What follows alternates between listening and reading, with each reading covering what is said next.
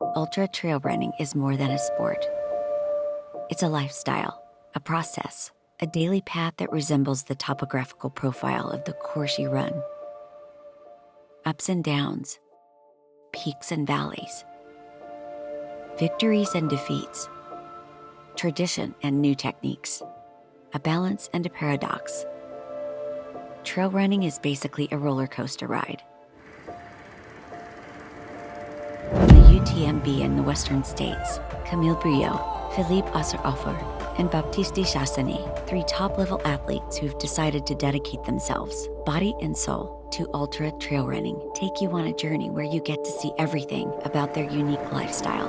Fasten your seatbelts, because on these ultra roller coaster rides, thrills and spills are guaranteed.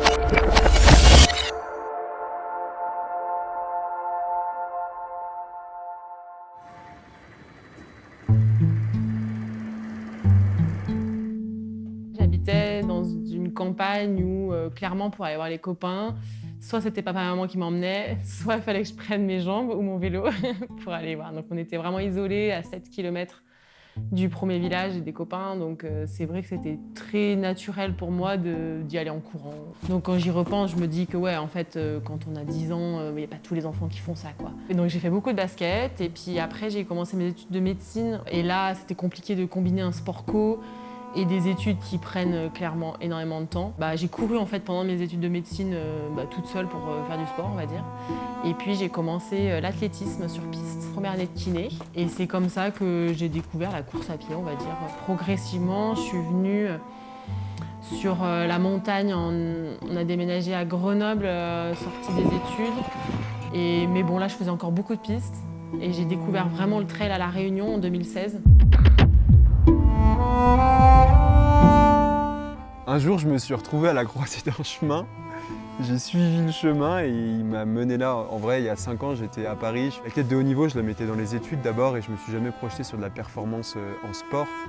Et en fait, c'est venu vraiment un peu par hasard. Je me suis découvert un petit talent pour la course à pied et une passion pour ça à l'âge de 22-23 ans. Et de fil en aiguille, j'ai remporté des courses locales, puis départementales, puis régionales. Puis je me suis pris au jeu, j'ai rencontré Thomas et Simon du team. Je suis rentré dans la structure du team Sidas Matrix. Et en fait, je suis devenu un athlète de haut niveau. J'ai découvert ça et j'ai adoré ça et j'adore ça. Et en fait, il n'y avait pas vraiment de plan, il n'y en a toujours pas, mais je sais juste qu'il y a une démarche et que je la kiffe.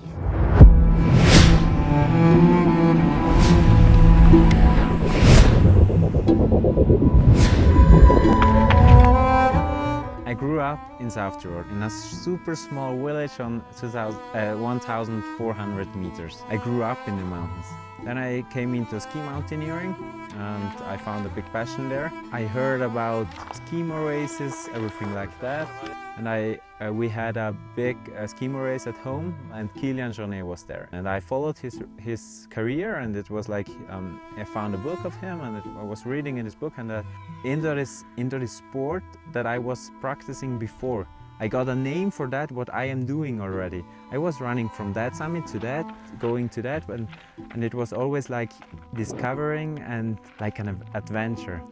Ce qui définit l'ultra-trail, je pense pas que ce soit vraiment une distance. Moi, je pense que c'est plutôt la durée de course, une aventure, un parcours qui fait que tu commences, mais tu sais pas si tu vas la finir, quoi.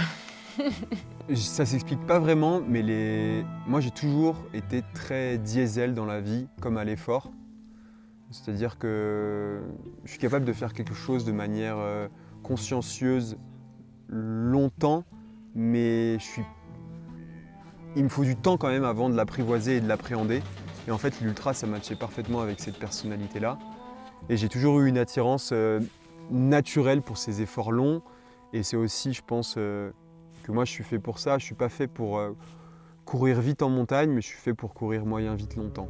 Donc c'est pour ça que je me suis rapproché de cette discipline.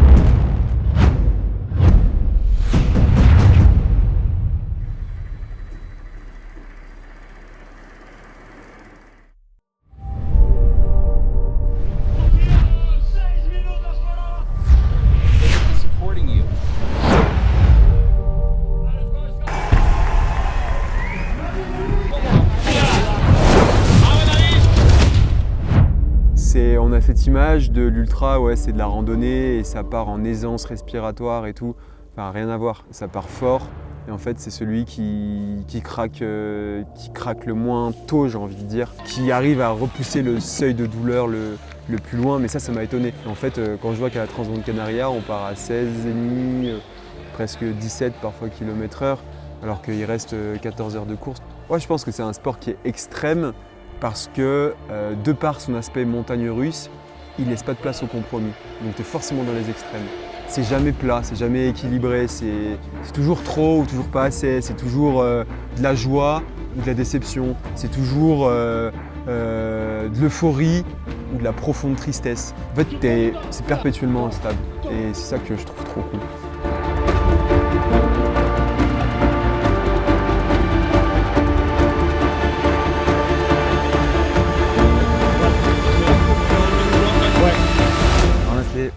If we are talking about UTMB, there's a big smile in my face because it's my first time that I'm going to Chamonix. Since I'm into the sport and I heard about the sport, everyone was talking about UTMB. I can't wait to be part of this myth.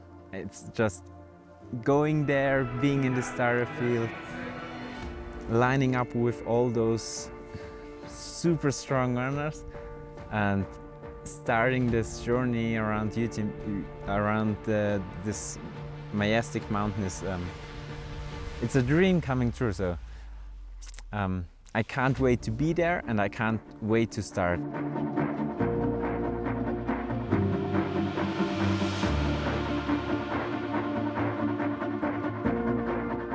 Ouais, la western, ça fait quand même un petit moment que je l'ai dans un coin de ma tête. Et puis je voulais vraiment découvrir une autre aventure nouvelle, même si des ultras, il y en a plein, mais ça faisait quand même partie des courses que je voulais cocher assez vite. Et dans un autre environnement que le côté français, le côté européen, qui je pense qu'aux États-Unis ça change quand même beaucoup, donc j'avais besoin un peu de voir autre chose. Et puis un défi quoi, effectivement, et il y a tout sur ma vie qui me fait dire que ça a l'air quand même complexe cette course. Et voilà, je trouve que ça met un peu de piment dans l'aventure.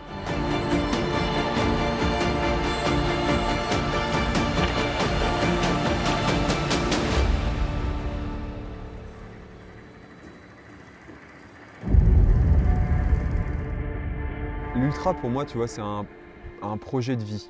C'est vraiment un truc qui te prend au fond de toi et qui fait que tous les aspects de ta vie, tu viens les construire autour de ça. Tu viens agrémenter ce projet-là de tout, en fait. Et donc, c'est un projet de vie et aussi, c'est une démarche. Pourquoi c'est une démarche? Parce qu'elle est faite de haut et de bas, d'émotions fortes, de joie, de déception. Et en fait, ça donne une démarche qui est un peu à l'image des profils topographiques qu'on court, un peu sinusoïdal, et moi c'est ça que j'adore. Donc en fait, ouais, l'ultra, c'est une démarche. Presque paradoxal avec l'ultra, c'est que c'est un effort qui est extrêmement long pour un bonheur d'une intensité extrêmement courte et puissante. Là, il y a mon père à droite, je le vois et je sais ce que je lui crie.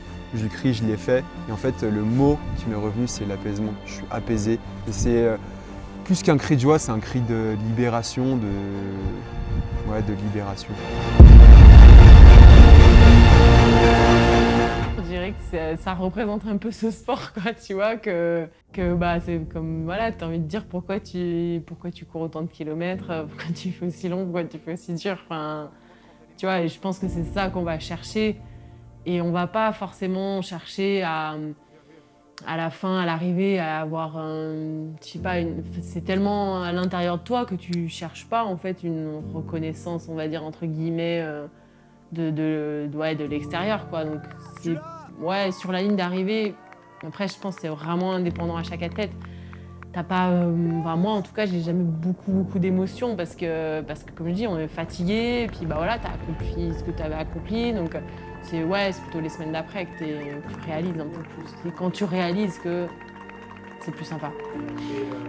For sure you will always have up and downs in ultra running because it's not just the track is like going always up and down, it's even your emotions. It's like you have those really highs where you think you can do everything today, you can push so hard, you feel like you have always a solution for what happens next. But then there are those really deep and low moments where you just question everything. You just question why you are here, why you are not at home at your girlfriend, why you are running through the night, why it's so cold, why everything hurts.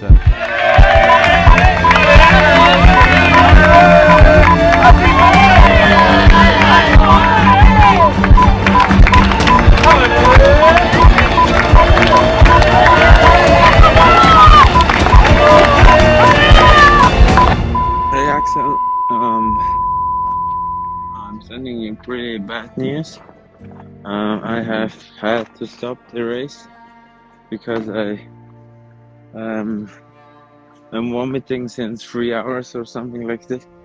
I felt really good, but yeah, I'm super disappointed, and I'm really sorry knowing that Jimmy is waiting somewhere.